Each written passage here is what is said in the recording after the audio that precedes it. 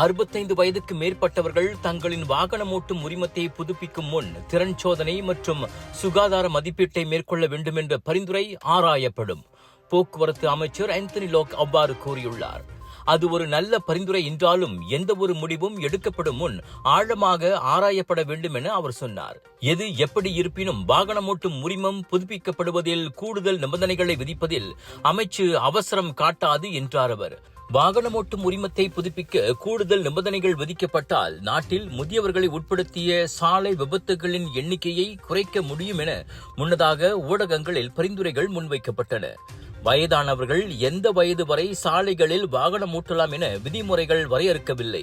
இந்நிலையில் 65 வயதுக்கு மேற்பட்டவர்கள் தொடர்ந்து வாகனம் ஓட்ட விரும்பினால் அவர்கள் தங்களின் உரிமத்தை புதுப்பிக்கும் போது திறன் சோதனை மற்றும் அவர்களின் ஆரோக்கியம் மதிப்பீடு செய்யப்பட்டால் அவர்கள் வாகனம் ஓட்டுவதற்கு தகுதியானவர்களே என்பதை உறுதி செய்து கொள்ள முடியும் என்ற அடிப்படையில் அப்பரிந்துரை முன்வைக்கப்பட்டது.